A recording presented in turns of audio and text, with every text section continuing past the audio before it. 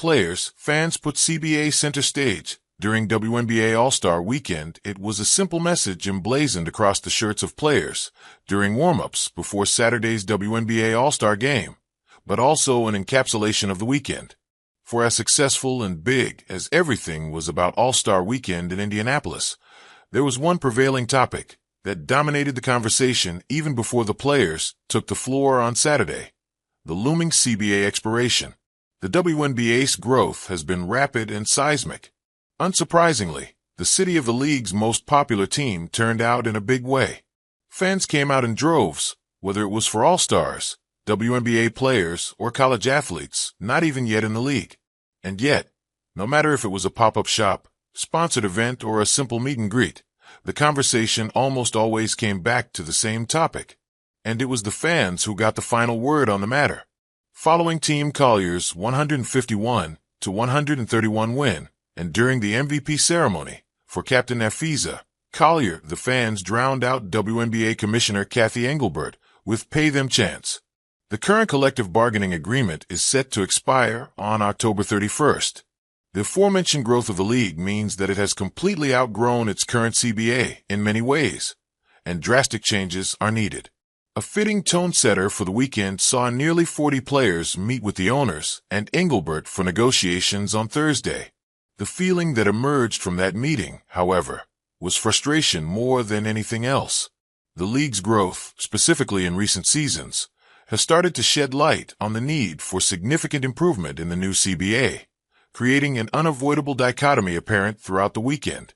Prior to the game, Engelbert spoke to the media and raved about how the league's record-breaking viewership, up 22%, attendance, up 26%, and merch sales, up 40%, have risen across the board. In that same spot 24 hours earlier, Liberty guard Natasha Cloud told reporters she'd use her winnings from taking home the trophy in the Skills Challenge as a down payment on a house.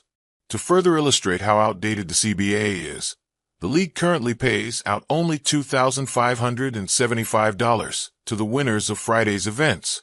A partnership between the WNBPA and AFLAC led to Cloud earning $55,000 for winning the Skills Challenge and Sabrina Ionescu earning $60,000 after being crowned a winner again in the three-point shootout. Ionescu revealed post-game that she had promised half of her winnings to rookie Sonia Citron, who also took part in the three-point contest. That figure represents nearly half of Citron's salary of $78,831 this season. I think that's one of the things that we're in the room fighting for, Caitlin Clark said of higher salaries before Saturday's game. We should be paid more, and hopefully, that's the case moving forward as the league continues to grow. I think that's probably the most important thing that we're in the room advocating about. The players made their loudest statement with their shirts before the game, a clear indication of where they felt things stood in negotiations with owners. That came moments after Engelbert had expressed a much more optimistic outlook on CBA negotiations, further highlighting the significant distance between the two sides. I want to call it constructive. Engelbert said of the talks this weekend, "We had candid dialogue. This is part of the process. I want a lot of the same things the players want. I said that last time too. It's not changed. But we also have to have a process where we go back and forth. We're in the process.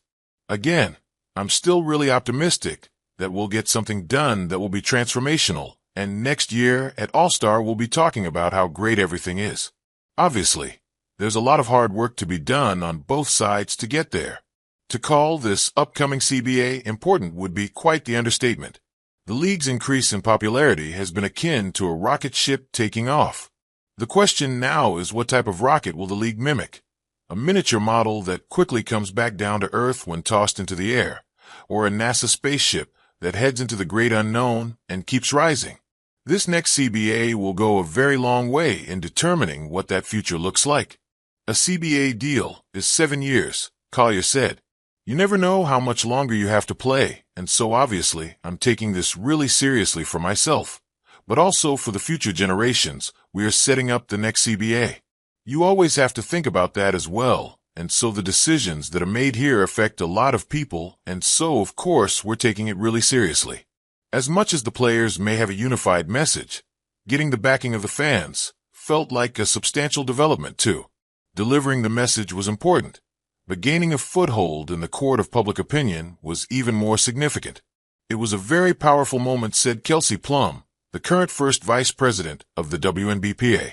It's extremely important because it applies pressure, and even those chants tonight, the signs, I think it just shows that, obviously, as players we're united, but the fans are united in what they believe that we're seeking, and that's extremely important because that pressure could put a lot of good things on the table for us.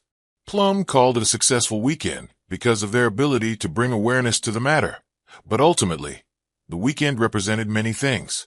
There was a big missed opportunity